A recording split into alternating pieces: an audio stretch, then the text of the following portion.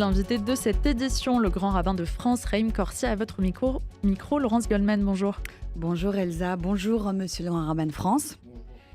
Et nous débat talmudique avec Maître Klugman. Oui. Parce que je pensais, j'ai pas voulu le contredire. C'était en off, je précise pour les auditeurs. Non, pas du tout. C'est à l'antenne qu'il a dit il n'y a rien au-dessus de la Torah. J'ai répondu oui parce que ça avait l'air de lui faire plaisir.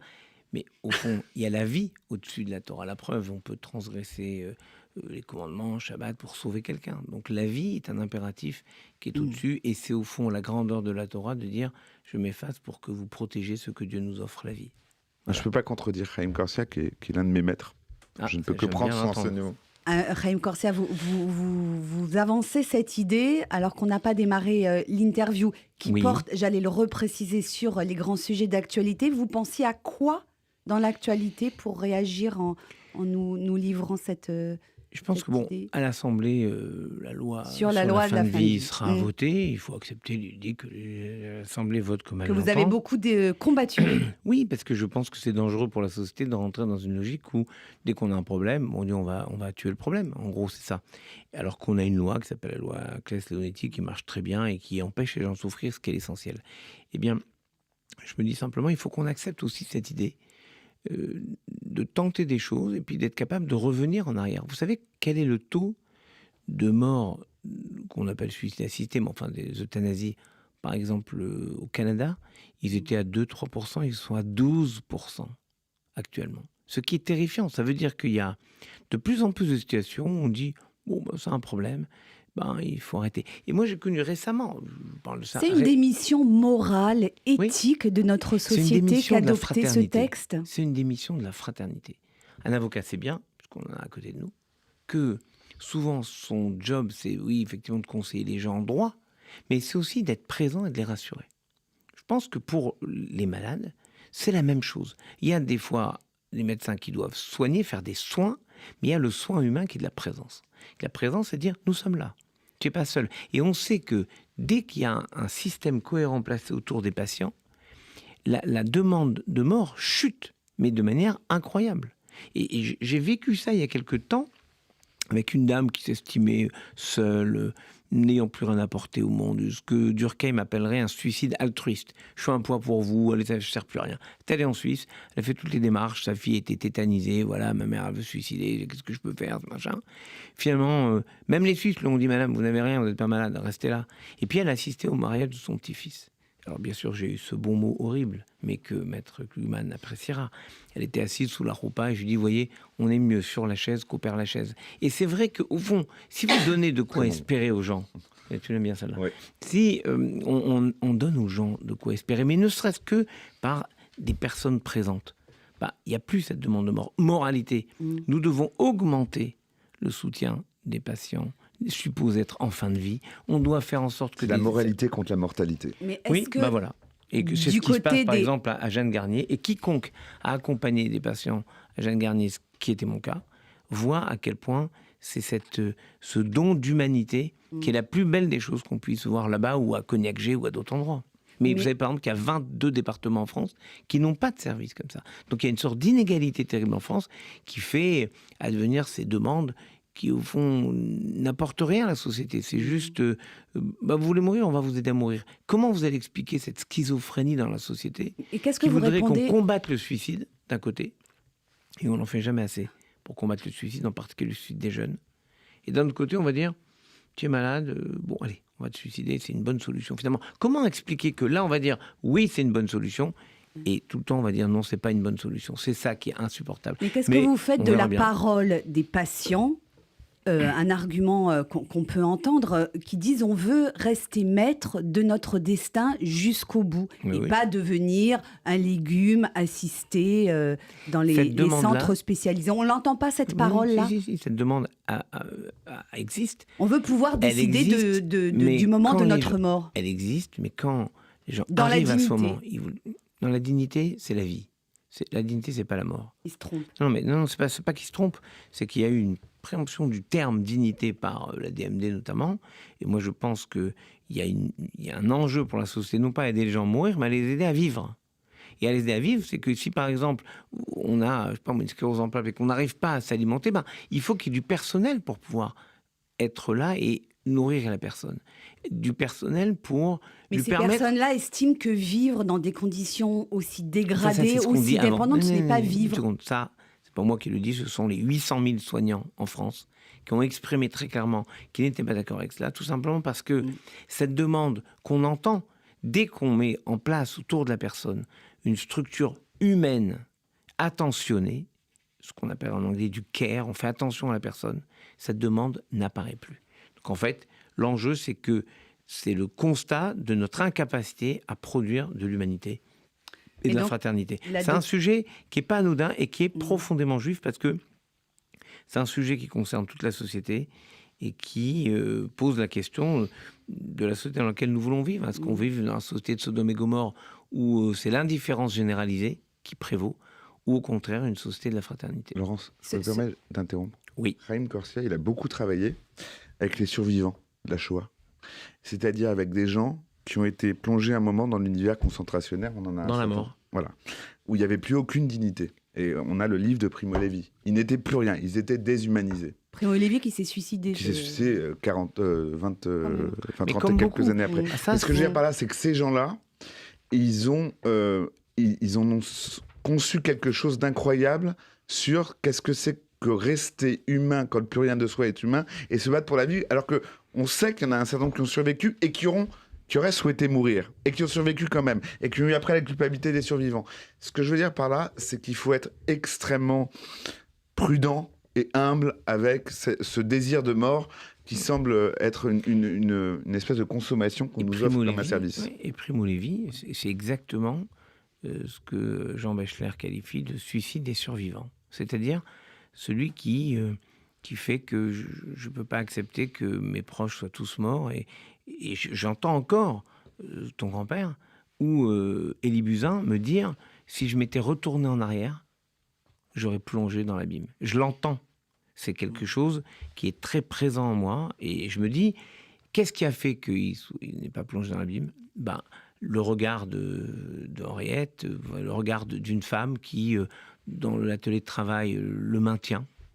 Ce mariage de pleurs qu'ils vont faire à Lodz 3 mois après. De ma famille, là. Voilà. Ou Élie qui est portée par son désir de vivre parce que sa mère lui a dit « Je veux que tu vives pour raconter ». Donc, en fait, il y a toujours une force qui peut amener à la vie et il y a une force qui peut amener à la mort. Et c'est simple, c'est dans le Deutéronome.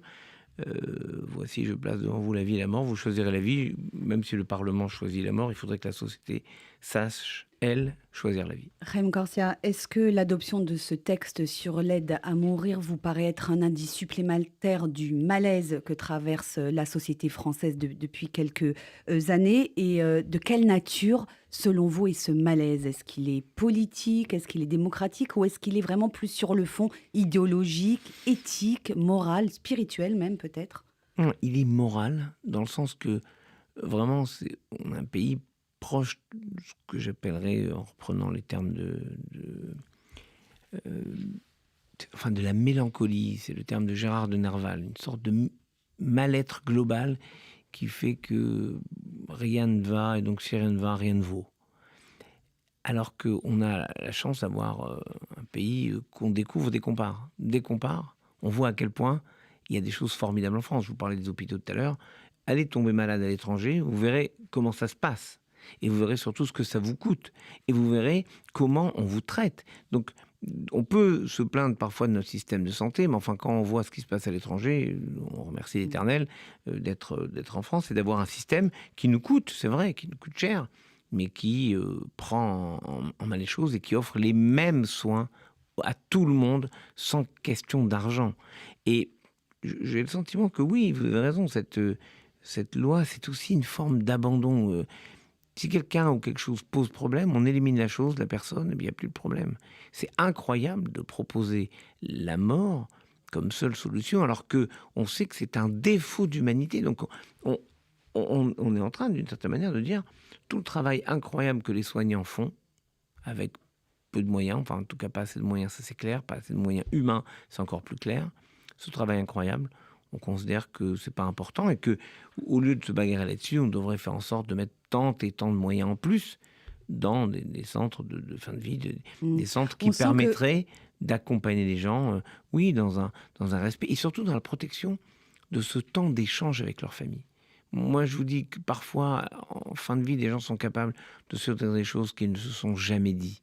Et parfois juste avec un regard ou prendre la main de quelqu'un. Il faut juste avoir la modestie de se dire qu'on ne sait pas tout et qu'il faut essayer de garder cette idée majeure, tu ne tueras point. On sent, Monsieur le Grand-Rabbin de France, et vous l'avez souvent évoqué à ce micro, que ce sujet sociétal de la fin de vie vous tient particulièrement à cœur, vous touche profondément. Est-ce qu'il participe de cette inquiétude plus globale, ce sentiment d'inquiétude que vous posez sur la société française, dont vous parlez dans cette interview que vous avez accordée au JDD? Est-ce que vous pouvez développer? Qu'est-ce qui vous inquiète vraiment sur le fond dans cette période que nous traversons? Quels sont les indices qui nourrissent cette inquiétude? Je vais vous dire, parce que c'est exactement la même chose. Ce qui me blesse là en ce moment, dans cette question, c'est que du mal, tuer, on veut faire un bien. Comme l'antisémitisme, on veut en faire un bien. Vous voyez? Quand vous dites, moi je fais le mal, voilà, je fais le mal, j'assume, tu fais le mal, tu fais le mal. Mais faire du mal un bien, c'est exactement ce qu'on voit avec des antisémites patentés, qui en plus le font avec une écharpe tricolore sur l'épaule, et vous disent, mais non, je ne suis pas antisémite, je suis antisioniste, ça c'est bien d'être antisioniste. Et donc du mal, on fait un bien, là, il y a un vrai problème. Parce qu'au moins, quand le mal est assumé, voilà, on comprend les choses. Mais quand c'est dénaturé complètement, alors il y a une inversion des valeurs, et alors plus rien ne vaut plus rien. L'antisémitisme est devenu vertueux, c'est ce qu'a dit la sociologue franco-israélienne Eva Illouz. Vous partagez ce constat? Chez certains, oui. Mais c'est ce qu'on voit depuis longtemps. Quand les gens non seulement n'ont pas honte, mais revendiquent. Vous vous dites qu'il y a un problème. Quand les mots du mal sont utilisés pour frapper ceux qui essayent de faire le bien, quand on accuse de génocidaires des gens qui font tout pour éviter, qui en payent un prix terrifiant en termes de soldats, etc. Il y a manifestement une inversion. Quand j'entends des phrases aussi horribles que ce que les nazis ont fait aux enfants juifs, vous le faites maintenant aux enfants de Gaza, alors en plus on parle à moi. Alors que, cette inversion du bien et du mal, j'entends les paroles des prophètes qui disent comment gérer ce peuple qui ne connaît, c'est le Jonas, à la fin du prophète Jonas, et tu n'as pas pitié de ce peuple qui ne sait même plus reconnaître sa droite de sa gauche. Est-ce qu'on a toutes les valeurs, il n'y a plus de boussole, il n'y a plus de notion de bien et de mal, et s'il n'y a plus ça, alors il n'y a plus de société. Il y a un risque que la société se désagrège et que d'autres valeurs s'imposent. Regardez, prenez un exemple simple. Personne au monde n'aurait discuté au XXe siècle, je parais être un vieux barbon puisque je parle du XXe siècle, mais même au tout début du XXIe siècle, du fait que la démocratie, c'est le top. Et bien maintenant, on a 70% des gens qui vous disent c'est peut-être pas forcément le top. Il faudrait peut-être une période un peu plus dure. On voit des systèmes qui sont plus vraiment démocratiques. On le voit dans des très grands pays. On l'a vu en Hongrie, on l'a vu ailleurs, où finalement les citoyens ne valorisent pas de manière absolue la démocratie. C'est de se demander comment tous ces combats qui ont été menés par tous les peuples du monde pour exprimer un principe simple qu'on connaissait depuis la Torah, nous, là qui est au-dessus de pas mal de choses, quand même, qui disait un homme, une femme, une voix, et cette capacité à donner la parole au peuple, de dire la majorité l'emporte, comment on tourne le dos à cette valeur cardinale pour espérer pratiquement des systèmes beaucoup plus violents, beaucoup plus presque dictatoriaux. J'entends des gens qui me disent on aimerait bien une petite dictature. C'est quelque chose qui contribue à créer cette inversion des valeurs. Pourquoi la dictature? Parce qu'ils ont l'impression qu'il y a un affaissement du pouvoir. Parce que le délitement des valeurs, y compris de l'élite, alors c'est encore plus marrant par rapport à ce que disait Maître Patrick Luhmann tout à l'heure, c'est que non seulement c'est incroyable ce revirement, mais c'est les plus anti-européens qui ont utilisé de manière complètement éhontée les fonds européens pour faire des choses contre l'Europe. Quand même, là, on est dans la schizophrénie absolue et permanente. Mais ce que je veux dire, c'est que quand on perd tout sens des valeurs et toute boussole, il y a une sorte d'effondrement dans la société. Je ne vais pas vous dire c'est ça, mais je viens de vous montrer comment, sur 2 points qui sont quand même assez éloignés apparemment, on arrive à faire que le mal soit bien Et c'est exactement la description que les prophètes font d'une société qui s'effondre. On sent une tonalité un peu pessimiste dans ce que vous nous dites depuis le début, monsieur le rabbin de France. Laissez-moi finir, alors que normalement vous êtes le chantre de l'espérance. Est-ce que la déclaration de candidature de Marine Le Pen hier soir au JT de TF1, ça ajoute encore plus de l'inquiétude? Pas du tout. On savait très bien qu'il y aurait un candidat du Front Alors qu'elle est National. donnée gagnante. Non, elle n'est pas gagnante. Il faut arrêter de faire de la prophétie autoréalisatrice. Elle est en tête du premier tour. Elle serait en tête du premier tour. D'abord, ça démontrait.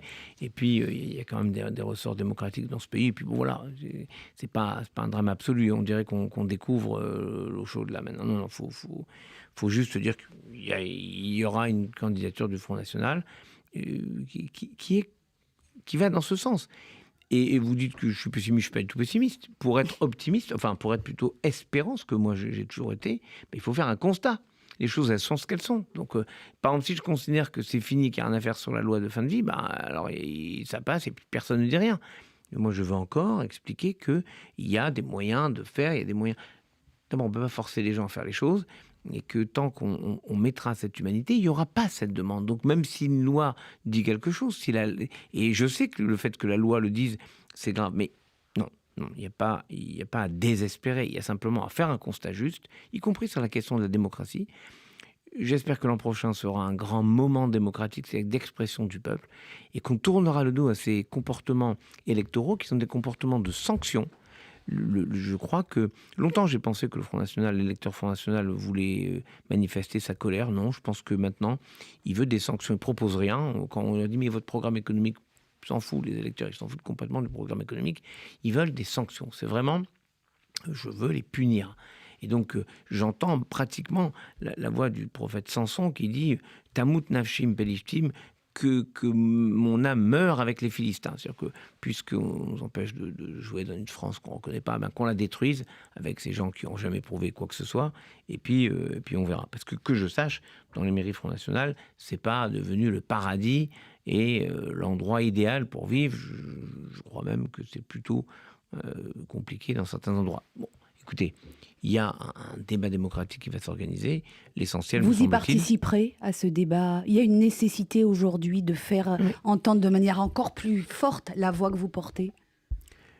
Je me suis jamais mêlé des élections, c'est pas ma vocation.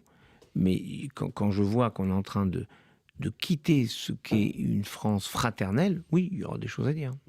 Dernière question de la saison, Haïm Corsia, vous me reprochez souvent de ne vous poser, d'aborder que des sujets anxiogènes, sérieux, pessimistes. Qu'est-ce que vous pouvez nous proposer pour conclure comme idée liée à l'optimisme, à la joie? Oui, il y a une jeunesse formidable en France, dans la communauté juive en particulier. Ils sont tous en colo, là, beaucoup en colo. Je vais aller les voir, on a envoyé les rabbins voir les jeunes en colo. Je vais y aller là prochainement. Et je trouve que c'est une source formidable, là, extraordinaire d'espérance, parce que ce sont des jeunes qui se prennent en main, qui organisent eux-mêmes les camps de vacances, qui organisent des activités, qui font tout le temps, et en particulier dans les colos de Moadone, que je suis particulièrement, qui font tout le temps des activités de bienfaisance autour d'eux. C'est-à-dire qu'ils ne font pas uniquement on s'amuse, et c'est fun, c'est merveilleux, mais non, c'est aussi... On fait une activité pour aider celles et ceux qui en ont besoin. On prend des jeunes qui n'ont pas de quoi aller en vacances, on les prend avec nous, on s'occupe d'eux. Dans un esprit de fraternité. Oui. Et tant que la jeunesse est dans cette idée de fraternité, on pourra profiter sereinement du soleil, du beau temps. Et regardez comment notre esprit est quand même un peu tordu. Voilà, il fait chaud. Ok, il fait un peu chaud. Mais on pleure d'habitude qu'il pleut, qu'il n'y a plus de saison, qu'on n'est pas en été. Là, on est en été. Ouais, il ne fait pas chaud, c'est chaud. La canicule. Là. La canicule, ça veut dire qu'il fait chaud. Eh ben voilà, vous prenez des glaces, c'est très bon. Les glaces au melon, j'adore les glaces au melon. Et les glaces à la fraise, c'est formidable. Il faut manger des glaces, la vie est belle. Et au fond, on va se préparer pendant ces vacances à rentrer dans le temps des fêtes, qui est un temps majeur d'espérance. Merci Haïm Corsia, monsieur le Grand Rabbin de France. Très bonnes vacances à vous. On vous retrouve... Merci. Si Dieu veut. Si Dieu veut. Au mois de septembre. Bravo.